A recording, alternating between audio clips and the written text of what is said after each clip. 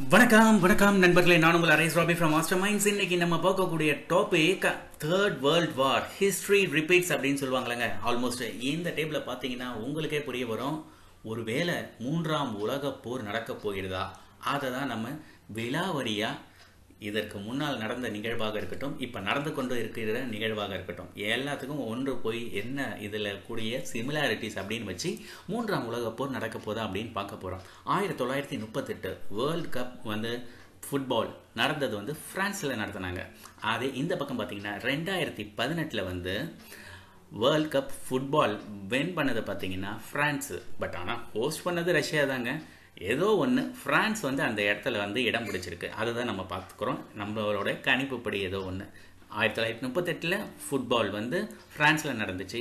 2018 France world cup வாங்கினாங்க. 1939 Australia push fire காட்டுத்தீ. 2019 இந்த பக்கம் பார்த்தீங்கன்னா ஆஸ்திரேலியா புஷ் ஃபயர் திரும்ப காட்டுத்தீ 2019 நடந்திருக்குது. அங்கே 39 இங்கே 19. அதே சமயத்தில் 1940 பார்த்தீங்கன்னா டோக்கியோ ஒலிம்பிக்ஸ் ஃபர்ஸ்ட் போஸ்ட்போன் பண்ணாங்க. அதுக்கடுத்தது கேன்சல் பண்ணாங்க. ஏன்னா இரண்டாம் உலக போர் ஆரம்பிச்சது 1937 to 45. So 1940 Tokyo Olympics postpone பண்ணாங்க, அப்புறம் கேன்சலே பண்ணிட்டாங்க. அதே இங்கே 2020 டோக்கியோ ஒலிம்பிக்ஸ் போஸ்ட்போன் பண்ணியிருக்காங்க. அதே சமயத்தில் இங்கே 1941 ஜப்பான் அட்டாக் பேர்ல் ஹார்பர்.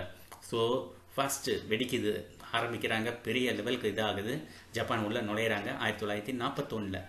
இந்த இடத்துல பார்த்தீங்கன்னா 2021 என்ன நடக்க போகுது அப்படின்றதான் ஒரு மிகப்பெரிய கேள்விக்குறி. ஸோ மூன்றாம் உலக போர் நடக்க போகிறதா, ஹிஸ்டரி ரிப்பீட்ஸா அப்படின்றதான் இந்த வீடியோ ஃபுல்லாக பார்க்க போகிறோம். ஆம் நண்பர்களே, நம்ம சேனலை இது வரைக்கும் சப்ஸ்கிரைப் பண்ணாதவங்க கண்டிப்பாக சப்ஸ்கிரைப் பண்ணுங்க. வாங்க வீடியோக்குள்ளார போ. என்னை பொறுத்த வரைக்கும் அரேஸ் ராபி மாஸ்டர் மைண்ட்ஸ் சேனலில் நம்ம சொல்லக்கூடியது என்ன அப்படின்னு நீங்கள் கேட்டிங்கன்னா, என்ன தான் உலக அளவில் பெரிய சண்டை அப்படின்லாம் பெரிய லெவலில் இருந்தாலும் ஒரு சின்ன சண்டைகள்லாம் இருக்க தான் கூடும்.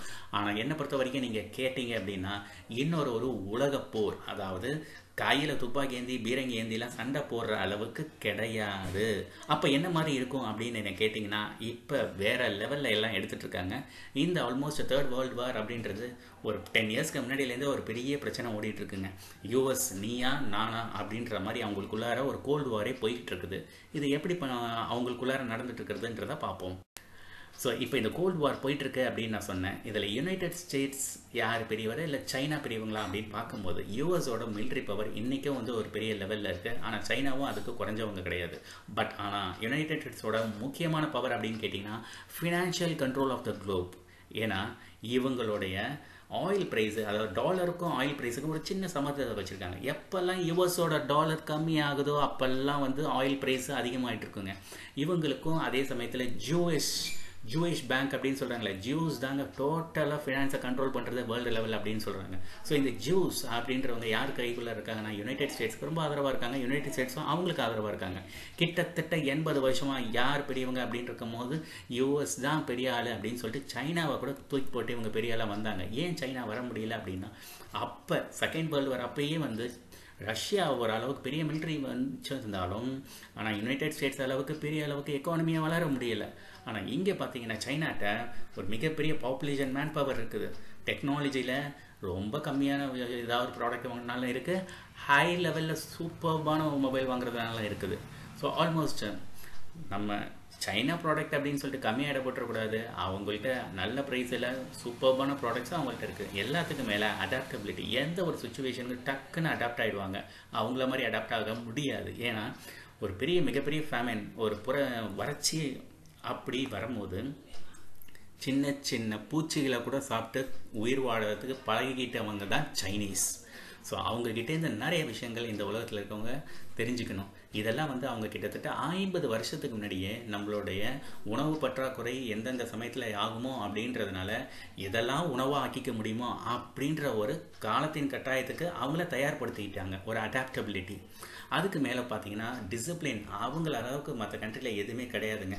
எப்படின்னா இன்றைக்கு கொரோனா கட்டுக்குள்ளார அவங்க வச்சுருந்தாங்க. என்னதான் அவங்க பரப்புனாங்கன்னு ஒரு குற்றச்சாட்டு இருந்தாலும் சரி, இந்த நெட்வொர்க்கை கரெக்டாக ஒரு இடத்துல ட்ரேசிங் சொல்லுவாங்க, நெட்வொர்க் ட்ரேசிங், அதை கரெக்டாக அவங்க கண்டுபிடிச்சி ஒருத்தவங்களையும் யார் கோவிட் பேஷண்ட்ஸ் அவங்களுக்கு தனி ட்ரீட்மெண்ட் கொடுத்தனால மட்டும்தான் இன்னைக்கு அவங்க வந்து செகண்ட் வேவை எக்ஸ்பீரியன்ஸ் பண்ணாமல் இருக்காங்க. Death ratio not more than 50 to 100. So Chinese are not to be degraded with United States. So இப்படி இருக்கும்போது அப்போ இவங்களுக்குள்ளார நடக்கக்கூடியது எந்த அளவுக்கு பிரச்சனை பின்னாடி இருக்கும்னா, அவங்க ஏற்கனவே ஆரம்பிச்சிட்டாங்க பயோவார் அப்படின்றது தெளிவாக தெரிஞ்சு. ஏன்னா இப்போ இருக்கக்கூடியதில் துப்பாக்கி ஏந்தியோ பீரங்கி ஏந்தியோ கண்டிப்பாக சண்டை போட முடியாது. ஸோ இதுதான் ஒரே டார்கெட் வச்சிருக்கு. ஸோ பயோவார் அப்படின்னும் போது இவங்க ஆரம்பிச்சிட்டாங்களா, இது என்ன ஆகும், கண்டிப்பாக இது ஒரு பெரிய எஃபெக்ட் தாங்க கொடுக்கும். பட் இருந்தாலும் வந்து இஃப் கொரியா ஸ்டார்ட்ஸ் த வார் என்ன நடக்கும் அப்படின்னு கேட்டிங்கன்னா, ஏன்னா ஒரு பக்கம் பார்த்தீங்கன்னா இந்த கிம் ஜாங் இருக்கார் பார்த்தீங்களா, அவருடைய தொல்லை பெருந்தொல்லையாக இருக்குங்க, என்ன பண்ணுறதுனே தெரியல. ஸோ இவருடைய இது ஆரம்பித்தார்னா ஆல்மோஸ்ட் துப்பாக்கியை வந்து விட்டு யூஎஸ்ஏக்கு கிட்ட அடித்தாருன்னா, அதாவது தேர்ட் வேர்ல்டு வாரை ஆரம்பித்து வச்சாருன்னா அதே துப்பாக்கி அவரே வந்து சுடும். அந்த மாதிரி தாங்க நடக்கும்.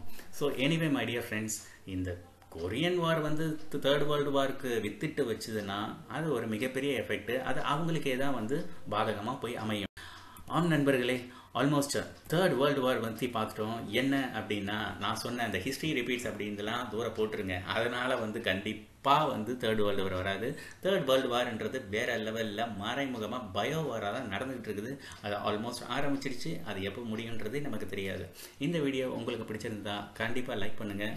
Just share your comments, and at the same time don't forget to click on the bell icon. Bye bye.